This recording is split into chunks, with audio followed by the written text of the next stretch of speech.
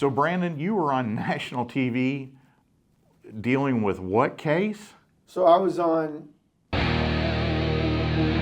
Hey everybody, I am here at the Gatlin Voelker Law Firm office and I have Jack Gatlin and Brandon Voelker with me. Guys, thanks for coming in and talking to me. Absolutely. Wanted to get a little information about your business, about your practice that you have here. How did you guys get into the law business? I'll let you go first.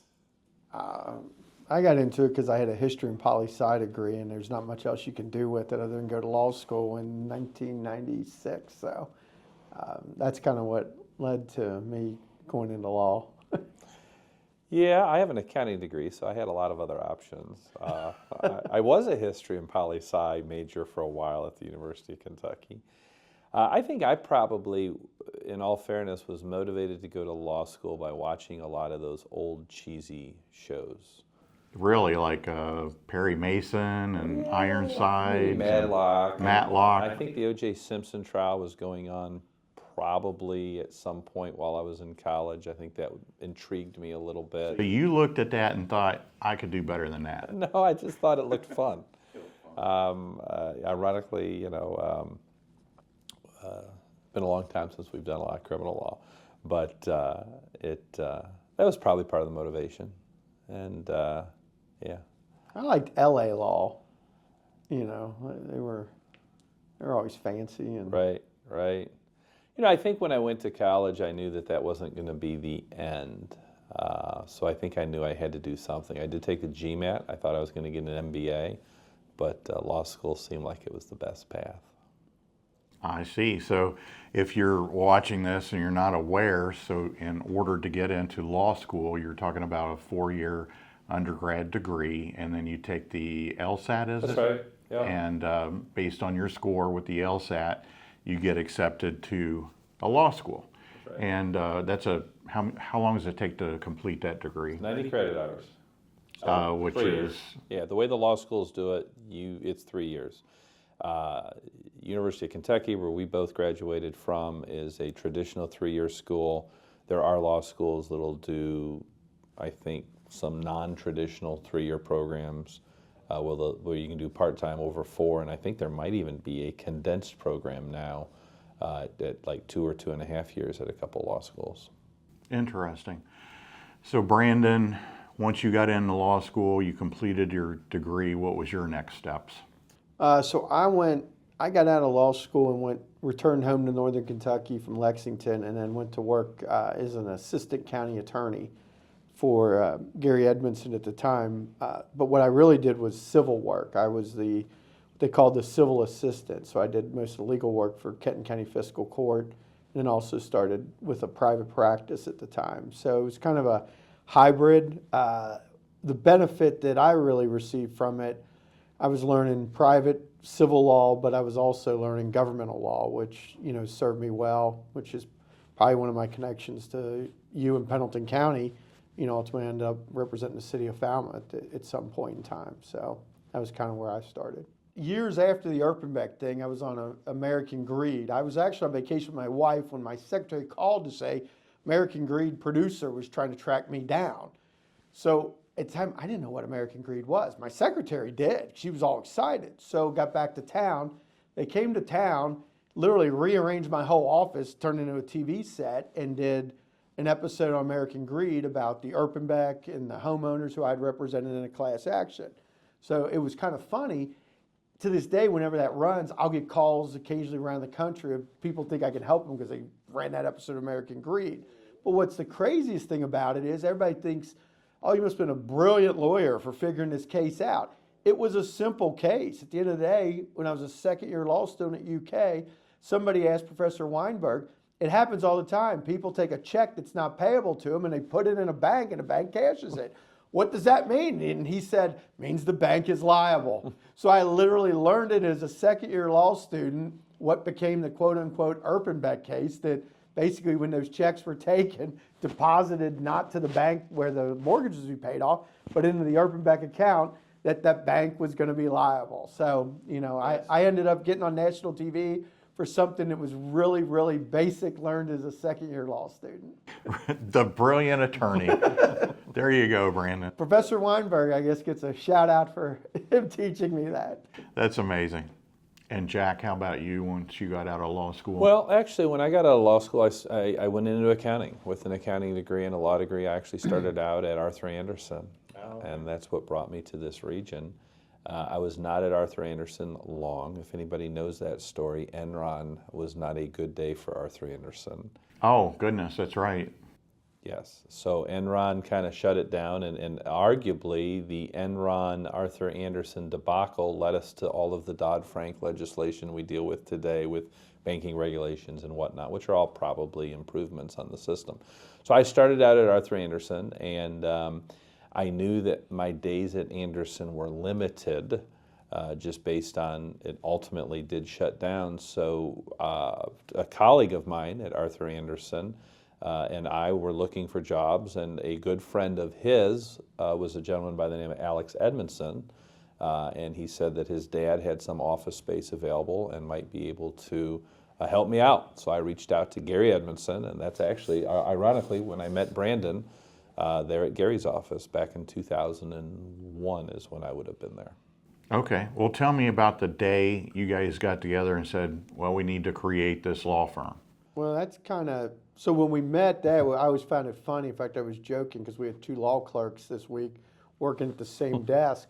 Jack and his wife, April, both were at the same building I was with Gary Edmond. It was funny. They had what's called a partner's desk, this big square desk. And his wife sat here and Jack there, cornered to each other. I'm like, you got a heck of a marriage when you can work all day across from each other and then Imagine. in this partner desk. So we were there, and then he left and went down to Grant County and became assistant county attorney. And then I had stopped representing the county and all with Gary, had gone out on my own. And then I hired his sister. Yeah, he actually hired my sister. Who's now a judge in Campbell County. Right. And it was probably 07 time frame. I think it's about right. Around 07, we kind of got back, or we partnered up with Ed Lorenz down in Grant County.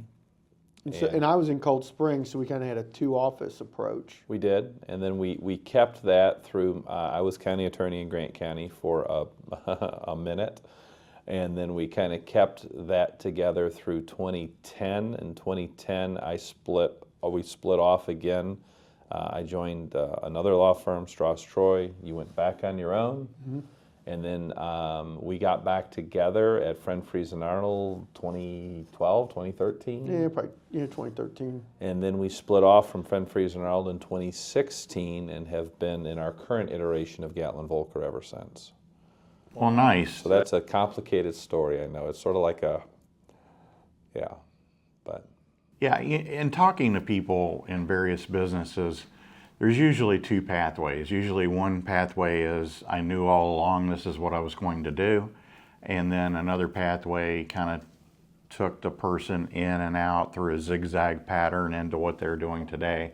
So that's kind of, I guess, closer to your... I would say zigzag. Like when I went to law school, I would have never in my wildest dreams thought I would end up in the greater Cincinnati area. And when I first was here, I never in my wildest dreams thought that I would be practicing law in Williamstown, Kentucky.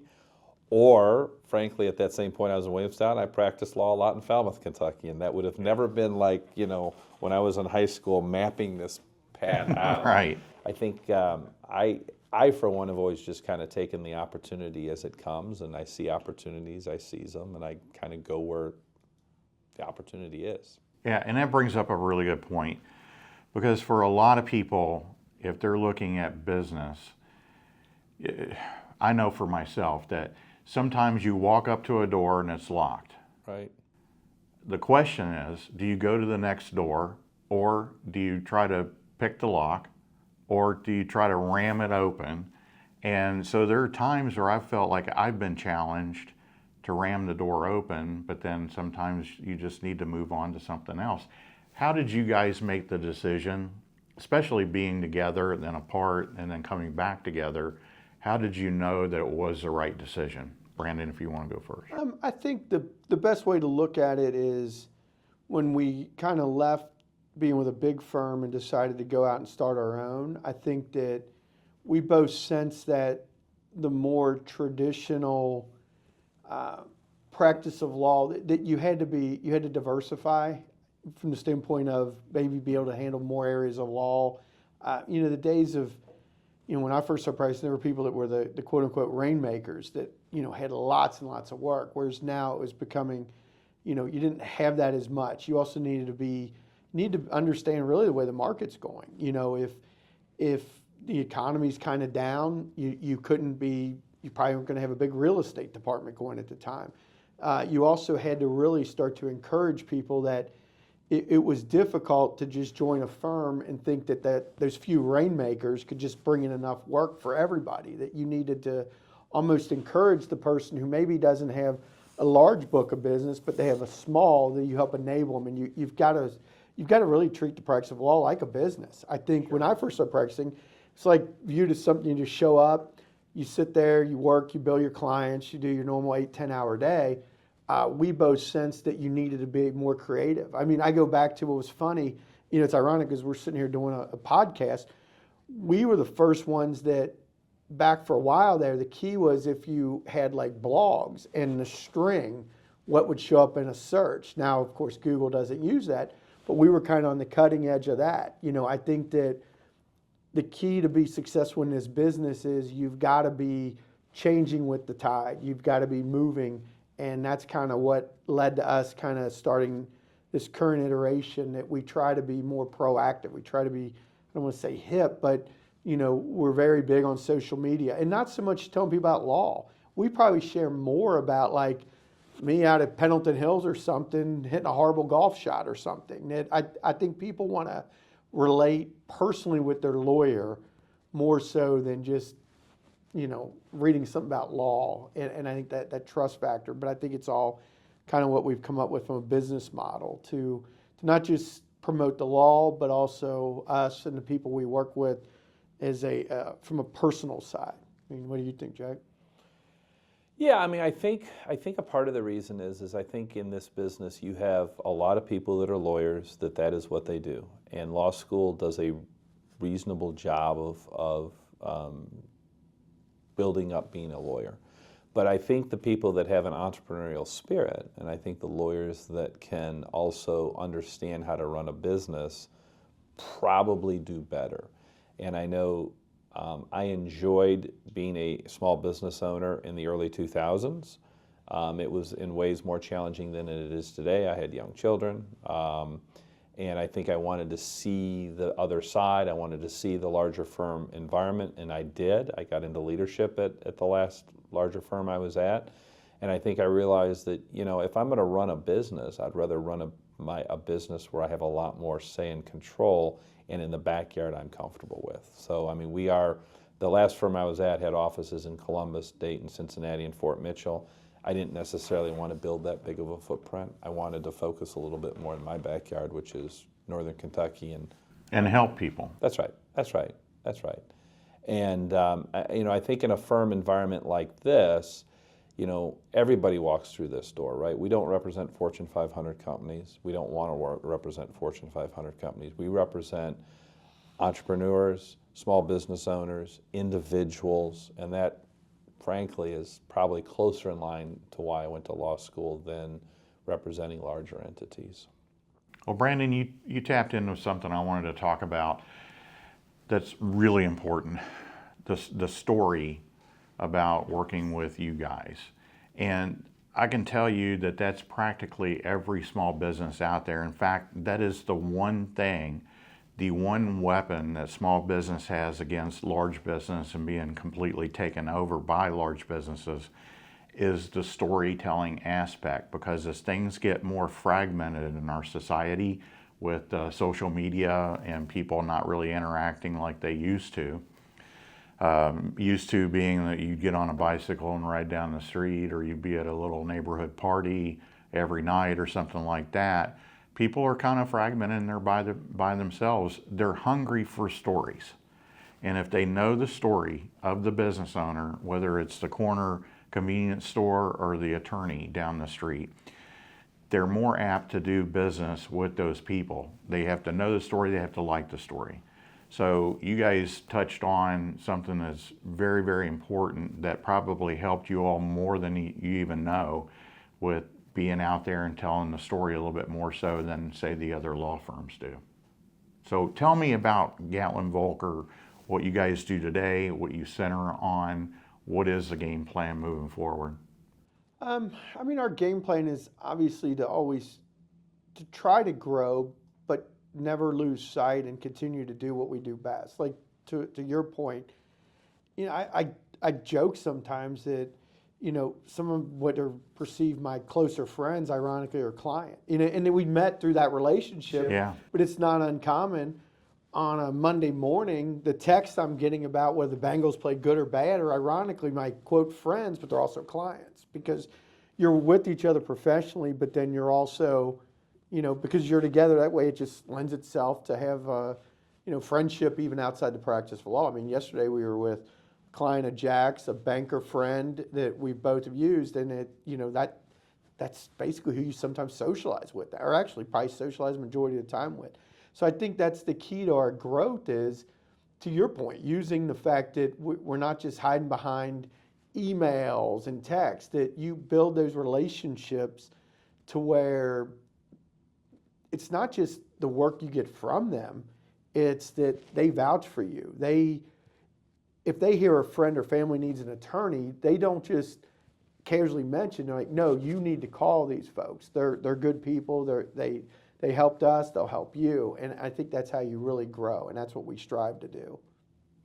Yeah, and I think, you know, as far as the who we service here, I mean, you know, we service individuals, we do domestic work, we do criminal work, you know, generally criminal work that kind of stems from our business clients or our domestic clients. We represent a lot of small businesses, we do a lot of litigation.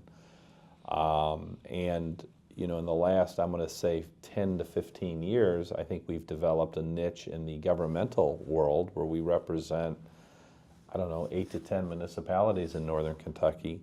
And again, what's nice about that is a part of the people business. That's a relationship business, and it allows you to help a larger audience in many cases, but also get connections with a lot more people. I think I would go absolutely crazy if I had stayed at a place like Arthur Andersen and worked at a cubicle and just done numbers or something all day. That is not who I am. You know, I thrive when I talk to people. I thrive when I have lunches with people. I thrive when I golf with people. To me, it's the interaction with people is why we do this. And I think in a smaller firm setting, frankly, we have more interaction with people. Sure. Relationships and trust. People want to know exactly what they're getting, and if they've already built that relationship with you, you know, I know what I'll get when I pick up the phone or I email Jack and say, all right, something new's come up, here you go. And, you know, I know you'll take care of it and do a great job. So any parting words on this video that you guys like to toss out there? I'll jump out there, and this is really to the younger generation. And I've got 4 kids, and 2 are young adults or moving toward young adults, and we have, because we want to keep growing as a firm strategically, we have a fair amount of young people in our building right now that work for us. And the message is that you've got to keep real communication alive, right? This whole idea of hiding behind an email or hiding behind a text is I don't know where we're going to go as a society, because I'm going to say even Zoom is not right. It's not the same. same. It's not the same. I'm going to say 95% of the revenue that I personally generate at this firm is with relationships of people that, even if they're not super close friends, they're people that I've had physical interaction with, right? That I have been in rooms with, I have been at tables with, I have just had that physical interaction. And I don't know where we're going to go as a society if everyone is hiding behind Zoom or text or email. I don't know how you build a relationship with anybody. And I think there has to be, I think whether you're a doctor, a lawyer, an accountant, a banker, there's a trust element. In fact, we were talking about it yesterday after golf with a banker in Louisville. Loans millions of dollars to lots of people. And he literally sat there and he said, you know what? It is so cool that we have a good personal relationship between a banker and a lawyer and an accountant, because it just helps bridge that trust. So, but I don't know how you get there through emails. So, Yeah. I just Well, don't. to emphasize your point, I think moving forward, as more of that just keeps growing and growing, I think that's the niche for any business. I think the business that understands that, okay, I have to do this stuff, Right. the texting, the emailing, all those things, but they understand that really where I'm going to thrive is to step out and get that physical interaction that you're right. talking about, and that's how they're going to beat the competition. That's right. And I can tell you that with my client base, we are in a business where generally people come to us if there's an issue or problem, right? We don't do a whole lot of preventative maintenance or medicine. We generally react to a problem. And sometimes there's bad things that happen. Sometimes there's bad news that you have to deliver. And I think that it is so much easier to deliver that bad news in person and to have that interaction with somebody and see their body language and read with them than it is just to send an email. Oh, I'm sorry, we lost your case. You now owe $1,200,000 to the other side. But I see that in our business. Like I literally see 2-sentence emails conveying bad information, and I don't know where that's going to go. Yeah, that's rough. That is rough. Brandon, anything, parting words? No, I kind of like what Jack said. I'm amazed sometimes we'll have people that call in and I'll take the call and they'll be like, you're the only attorney that took a call. And I mean, I grew up, when I first started practicing, back when people had the yellow pages, you were trying to get people to, ring that phone. That's right. Yeah, Well, I now remember those practice days. law, I'm like, I can't imagine it's gone the complete opposite. They can't get a return phone call. I mean, Right. you got people calling, wanting to pay you money to provide a service. It amazes me. But again, I think it's a generational. It's like, I want to be able to chat with you, or even sometimes people just want to call and hear somebody to say, okay, I hear you. Here's my initial thoughts, how I can help you. And honestly, most of the time, it's not even about price. It's about that somebody could actually tell them some reason to think why they're going to be okay or what they could do. But it's gotten to the point that literally getting somebody to return a call and answer a question is almost impossible. Yeah. And I guess from the standpoint of us, I guess the bar gets pretty low. Answer a call is how to be successful in this business now. Yeah. Well, there you have it. Believe it or not, attorneys are real people too. And real business people as well. Because you're right, that when you're in law school, you may not think, okay, I'm going to be in business someday, just like the local grocery store or the local convenience store, but it is a business that you have to run. Jack and Brandon, thanks so much for meeting with me today. It was a fun conversation, and have a great weekend. All right. Thanks, David. Thanks.